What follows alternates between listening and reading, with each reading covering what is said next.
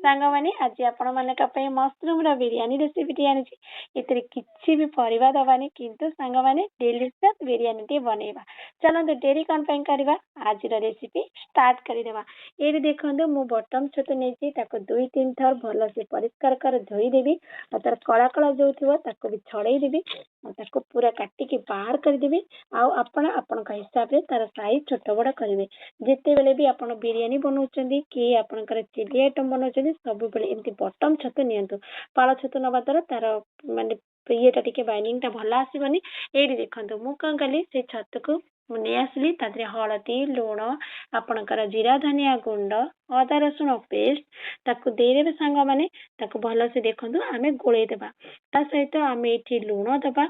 ସାଙ୍ଗମାନେ ଆପଣମାନେ ଆପଣଙ୍କ ହିସାବରେ ମସଲା କମ ବେଶୀ କରିବେ, କାରଣ ନା ଆପଣମାନେ କେତେ ନଉଛନ୍ତି ଛତୁ ବିରିୟାନୀ, କେତେ କ୍ୱାଣ୍ଟିଟିର ବନେଇବେ ଆପଣ ସେଇ ଅନୁସାରେ ମେଜରମେଣ୍ଟ କରିବେ।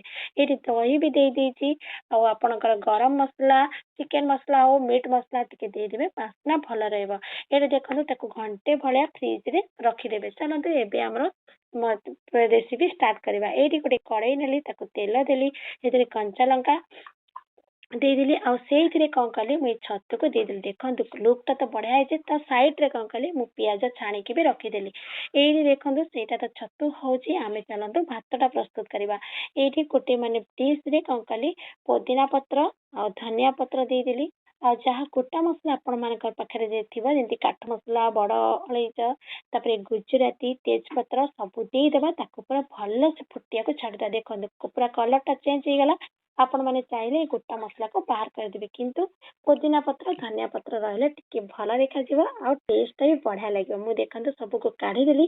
ଏଇଠି ଆମର ବାସୁମତୀ, ଆମର ଇଣ୍ଡିଆ ଗେଟର ଚାଉଳଟା, ତାକୁ ଧୋଇକି ଭଲସେ 2-3 ଥର ଧୋଇଦେଲି। ଆଉ ଧୋଇ ଦେଇକି ଦେଖନ୍ତୁ ତାକୁ କଣ କଲି, ଦେଇଦେଇ ତାକୁ ସାଇଡରେ ଫୁଟିବାକୁ ଛାଡିଦେଲି। ଏଇଠି ଦେଖନ୍ତୁ ଆମର ମସଲାଟା ଅଲରେଡି କେତେ ସୁନ୍ଦର ଦେଖା ହଉଛି ସାଙ୍ଗମାନେ। ଏବେ ତ ରେଡି ହେଇଗଲାଣି। ଦେଖନ୍ତୁ ଭାତ ବି ଦେଖନ୍ତୁ ପୁରା ବଢିଆ ସେ ପୁରା ହେଇଯାଇଛି। ଚାଲନ୍ତୁ ଏଇଟାକୁ ଆମେ ଛାଣିଦେବା ଗୋଟେ ଜାଲି ସାହାଯ୍ୟରେ, କାରଣ ନା ସାଙ୍ଗମାନେ ଛାଣିଲେ ତାର ପାଣିଟା ବାହାରିଯିବ, ଗୋଟା ଗୋଟା ରହିବ। ସେଥିପାଇଁ ମୁଁ ଛାଣି ଦେଇଛି। ଆପଣ ଚାହିଁଲେ ଗାଳି ବି ପାରିବେ। ଏଇଠି ଦେଖନ୍ତୁ ଗୋଟେ ଡିଶ ନେଲି, ସେଥିରେ ଘିଅ ଟିକେ ମାରିଦେଲି। ଆପଣଙ୍କୁ ଘିଅ ପସନ୍ଦ ନଥିଲେ ଆପଣ କଣ କରିବେ, ତେଲ ମାନେ ମାରିକି ବି ନେଇପାରିବେ, ରିଫାଇଣ୍ଡ ଅଏଲ।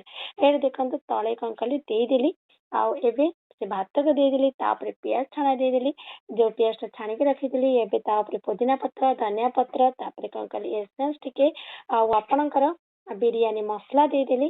ଆପଣ ମାନେ ତ ଜାଣିଥିବେ ମୁଁ ବିରିୟାନୀ ମସଲା ଦେଇନଥିଲି, ମୁଁ ସବୁବେଳେ ଏଇଥିରେ ହିଁ ଦିଏ, ବାସ୍ନାଟା ଟିକେ ଭଲ ରହିବ ବୋଲି।